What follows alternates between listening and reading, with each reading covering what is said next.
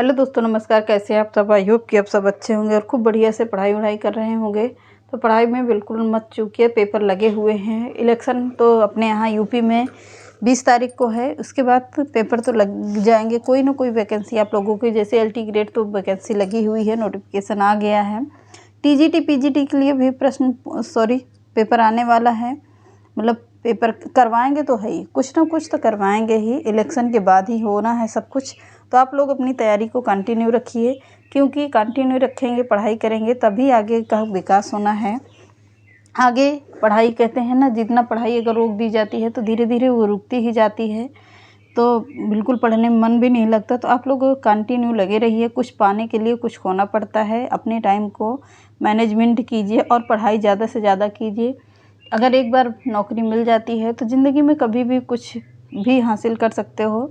कहते माँ बाप को अपने सपना भी पूरा कर सकते हैं, अपने भविष्य के लिए भी सब कुछ। केवल नौकरी पाने के ही उद्देश्य पर आप लोगों का पूरा क्या होगा, विकास होना है। तो चलिए आज के सेशन को चालू करते हैं। आज के सेशन का पहला प्रश्न देखते हैं।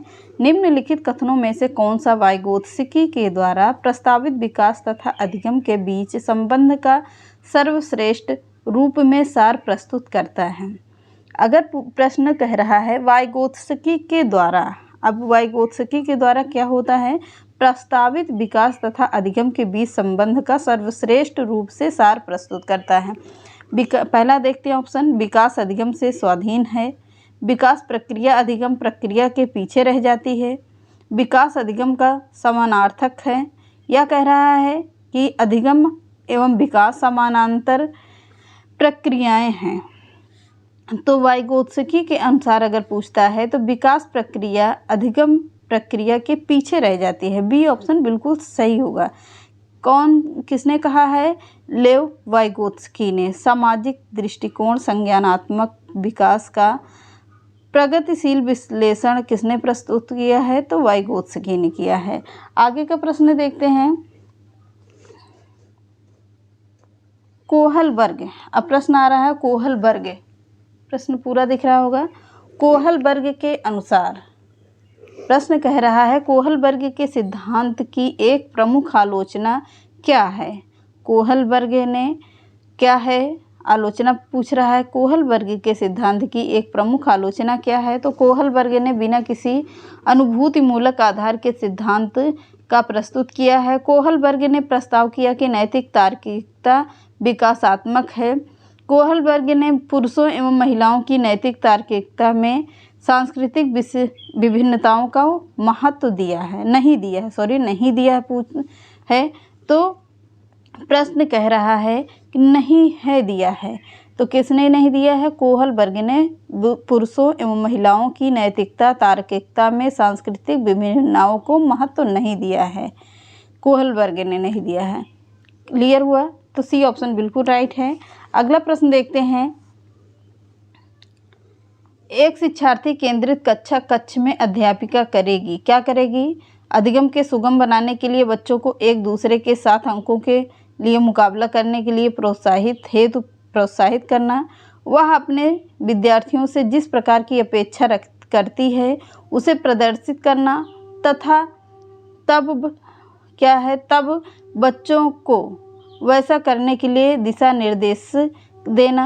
यह कह रहा है इस प्रकार की पद्धतियों को नियोजित करना जिसमें शिक्षार्थी अपने स्वयं के अधिगम के लिए पहल करने में प्रोत्साहित हों। तो सी ही ऑप्शन बिल्कुल सही है। आगे का देखते हैं।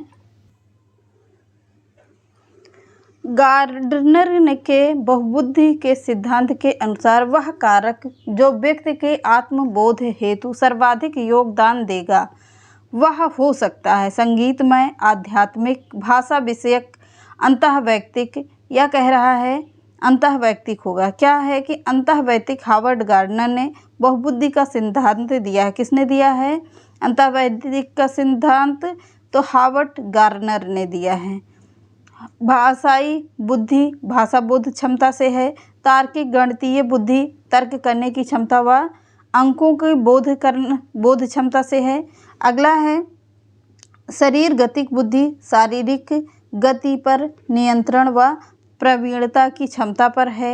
या कह रहा है स्थानिक बुद्धि क्या होती है, स्थानिक चित्रण व कल्पना शक्ति होती है। अगला है व्यक्तिक आत्मबुद्धि, आत्मबोध की क्षमता होती है। अगला है व्यक्तिक पर बुद्धि, दूसरे के व्यवहारों को समझना। पूरा समझ में आ गया। आगे बढ़ते हैं। अगला प्रश्न कह रहा है वाइगोत्स्की तथा पियाजे के परिप्रेक्ष्यों में एक प्रमुख विभिन्नता है। यहाँ पर थोड़ा सा कट गया है, तो यहाँ पर लिखा है विभिन्नता है। किसके अनुसार? वाइगोत्स्की तथा पियाजे के परिप्रेक्ष्यों में एक प्रमुख विभिन्नता है। क्या है? व्यवहारवादी सिद्धांतों की उनकी आलोचना, बच्चों के एक पालन पोषण का परिवेश उपलब्ध कराने में भूमिका, या कह रहा है भाषा एवं चिंतन के बारे में उनके दृष्टिकोण। तो क्या होगा? भाषा एवं चिंतन के बारे में उनके दृष्टिकोण। सी ऑप्शन बिल्कुल सही है। अगला प्रश्न है, प्रश्न लंबा है, थोड़ा सा शॉर्ट में थोड़ा थोड़ा करके देखेंगे। इस पर अत्यधिक वाद विवाद होता है कि क्या लड़कों एवं लड़कियों में योग्यताओं का विशिष्ट समूह उनके आनुवंशिक घटकों के कारण होता है। इस संदर्भ में निम्नलिखित में से आप सबसे अधिक किससे सहमत हैं? लड़कियों को सेवा भाव के लिए सामाजिक रूप से तैयार किया जाता है, जबकि लड़कों को रोने जैसा संवेग प्रदर्शित करने के लिए हतोत्साहित किया जाता है। आगे प्रश्न देखते हैं। पहले आंसर, यौनारंभ के बाद, मतलब कह रहा है कि यौनारंभ के बाद लड़के और लड़कियों एक साथ नहीं खेल सकते हैं, क्योंकि उनकी अभिरुचियां पूर्णतः विपरीत होती हैं। सभी लड़कियां एवं सभी लड़कियों में कला विषयों के लिए अंतर्निहित प्रतिभा होती है, जबकि लड़के आक्रामक खेलों में बेहतर प्रदर्शन करने के लिए आनुवंशिक रूप से तैयार होते हैं। प्रश्न, आनुवंशिक रूप से तैयार होते हैं। अगला है लड़के सेवा भाव वाले नहीं हो सकते हैं, क्योंकि उन्हें जन्म से इस प्रकार के होते हैं। बिल्कुल, यहाँ पर क्या होता है? यहाँ पर लिंगानुभेद हो रहा है। क्या हो रहा है? लिंगानुभेद, मतलब कि लड़के लड़कियों को आपस में क्या कर रहा है? भेदभाव किया जा रहा है। तो ये प्रश्न, इस प्रश्न के अकॉर्डिंग सी ऑप्शन बिल्कुल सही है। अगला प्रश्न देखते हैं। एक अध्यापिका यह सुनिश्चित करना चाहती है कि उसके विद्यार्थी आंतरिक रूप से प्रेरित हों। इस संदर्भ में वह करेगी क्या? सभी बच्चों के लिए उपलब्धि का एक समान मानकों को उल्लिखित करना, अंतिम परिणाम पर ध्यान देने के बजाय व्यक्तिगत रूप से बच्चों की अधिगम की प्रक्रियाओं पर ध्यान देना, या कह रहा वस्तु रूप से पुरस्कार प्रस्तुत करना, या कह रहा इस प्रकार के अधिगम गतिविधियों की योजना बनाना जो अभिसारी चिंतन को प्रोत्साहन देती है। तो बी ऑप्शन बिल्कुल सही होगा।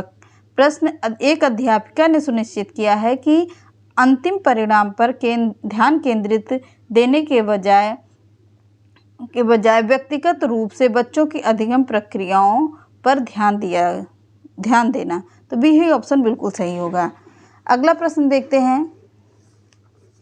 कला परीक्षणों में कक्षा प्रदर्शन करने में एक बच्चे की असफलता हमें इस विश्वास की तरफ ले जाती है कि आकलन वस्तुनिष्ठ हैं तथा असफलताओं को स्पष्ट रूप से पहचानने के लिए इसका प्रयोग किया जा सकता है। यह कह रहा पाठ्यक्रम, शिक्षण पद्धति तथा आकलन प्रक्रियाओं पर विचार करने की आवश्यकता है। यह कह रहा कुछ बच्चों की अनुत्तीर्ण होना ही चाहे व्यवस्था उन पर कितना भी अधिक प्रयास करे। यह कह रहा है बच्चे कुछ निश्चित क्षमताओं और कमियों के साथ पैदा होते हैं। तो पाठ्यक्रम, शिक्षण पद्धति तथा आकलन प्रक्रियाओं पर विचार करने की आवश्यकता है। तो बी ऑप्शन बिल्कुल सही है। अगला प्रश्न है, प्रश्न बहुत ही अच्छा है। आपकी कक्षा में कुछ बच्चे हैं जो गलतियां करते हैं। इस परिस्थिति में आपके विश्लेषण के अनुसार कौन सा कथन सर्वाधिक उपयुक्त होगा? कौन सा कथन होगा? ऑप्शन पे आते हैं। बच्चों की बुद्धि स्तर निम्न है, बच्चों की अध्ययन में रुचि नहीं है और वो अनुशासनहीनता उत्पन्न करना चाहते हैं। या कह रहा है बच्चों को आपकी कक्षा में प्रोन्नत नहीं करना चाहिए। या कह रहा है प्रश्न, बच्चों ने अभी तक संकल्पनात्मक स्पष्टता प्राप्त नहीं की है तथा आपको अपनी शिक्षण विधि पर चिंतन करने की आवश्यकता है। तो डी ऑप्शन बिल्कुल राइट है। आगे बढ़ते हैं। अब थोड़ा जल्दी जल्दी चलते हैं क्योंकि टाइम बहुत हो रहा है, वीडियो ज़्यादा लंबी बनती जाएगी। तो एक विद्यार्थी एक प्रकरण के में मुख्य बिंदुओं को रेखांकित करती है, उसका एक दृश्यात्मक प्रस्तुतिकरण बताती है तथा प्रकरण की समाप्ति पर अपने दिमाग में उत्पन्न होने वाले प्रश्नों को प्रस्तुत करती है। वह किस पर ध्यान दे रही? बच्चों के संगठन के द्वारा अपने चिंतन को निर्देशित करने की कोशिश कर रही है। पहला ही ऑप्शन बिल्कुल सही है। अगला प्रश्न देखते हैं। किस प्रकार से एक अध्यापिका बच्चों को बेहतर समस्या समाधानकर्ता बनने में सहायता कर सकती है? तो बच्चों के विविध प्रकार, यहीं पर प्रश्न सही लग रहा है आगे कि विविध प्रकार की समस्याओं का समाधान, बिल्कुल यहाँ भी सही है लगा। समाधान करने के मौके देना, यहाँ भी लग रहा है कि सही लग रहा है। मौके देना तथा उनको हल करते समय सहयोग देना, बिल्कुल सही बात है। तो पहला ही ऑप्शन बिल्कुल सही है। अगला प्रश्न देखते हैं। निम्नलिखित कथनों में से आप किससे सहमत हैं? अधिगम पूर्ण रूप से ब्रह्म उद्दीपन के द्वारा नियंत्रित होता है। या कह रहा है अधिगम तब तक घटित नहीं हो सकता जब तक उसका अंकों के रूप में ब्रह्म रूप में से आकलन नहीं कर लिया जाता है। या अधिगम केवल आ गया, यही गलत हो गया। अधिगम एक सामाजिक सांस्कृतिक परिवेश में घटित होता है। सी डी ऑप्शन बिल्कुल सही है। अगला प्रश्न देखते हैं। आप सुपर फास्ट रिवीजन पर चलते हैं क्योंकि जहाँ पर प्रश्न समझाने वाला होगा वहाँ पर समझाएंगे, नहीं तो सीधा आंसर बताते हुए आप लोगों को प्रैक्टिस करवाते चलते हैं। अगला, प्रकृति पालन पोषण वाद विवाद के संदर्भ में निम्नलिखित कथनों में से कौन सा आपको उपयुक्त प्रतीत होता है? तो कौन सा उपयुक्त प्रतीत होता है? वंशानुक्रम तथा परिवेश अभिन्न रूप से एक दूसरे से गूथे हुए और दोनों विकास को प्रभावित करते हैं। तो सी ऑप्शन बिल्कुल सही है। अगला प्रश्न कह रहा है सामाजिकरण एक प्रक्रिया है, मूल्य विश्वास तथा अपेक्षाओं को अर्जित करना। पहला ही ऑप्शन बिल्कुल सही लग रहा है। अगला प्रश्न है पियाजे अनुमोदन करते हैं कि पूर्व संक्रियात्मक बच्चे याद करने में असमर्थ होते हैं। निम्नलिखित कारकों में से किसको उन्होंने इस असमर्थता के लिए जिम्मेदार ठहराया है? किसके लिए किया है? विचार की अनुत्क्रमणीयता पलट दे ना सके, यानी कि सी ऑप्शन बिल्कुल सही है। आगे बढ़ते हैं फटाफट से। प्रश्न आप लोगों को सभी अच्छे लगे होंगे, प्रैक्टिस करते रहिएगा। अगला है पियाजे के सिद्धांत के अनुसार बच्चे निम्न में से किसके द्वारा सीखते हैं? तो किसके द्वारा? अनुकूलन की प्रक्रियाओं के द्वारा। सी ऑप्शन बिल्कुल सही है। अगला प्रश्न है वाइगोत्स्की के अनुसार समीपस्थ विकास का क्षेत्र है अध्यापिका के द्वारा दिए गए सहयोग की सीमा निर्धारित करना या बच्चे के द्वारा स्वतंत्र रूप से किए जा सकने वाले तथा सहायता के साथ करने वाले कार्य के बीच अंतर। तो बी ही ऑप्शन बिल्कुल सही है।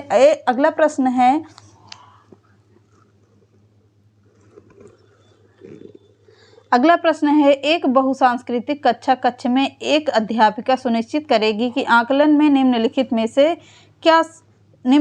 से सम्मिलित हो। क्या सम्मिलित हो? अपने विद्यार्थियों को सामाजिक सांस्कृतिक पृष्ठभूमि में शामिल हो। तो बिल्कुल डी ऑप्शन सही है। अगला प्रश्न देखते हैं। उच्च प्राथमिक विद्यालय के संरचनात्मक कक्ष में अपने स्वयं के आकलन में विद्यार्थियों की भूमिका में निम्नलिखित में से क्या देखा जाएगा? विद्यार्थी अध्यापक के साथ आकलन के लिए योजना बनाएंगे। तो सी ऑप्शन बिल्कुल सही है।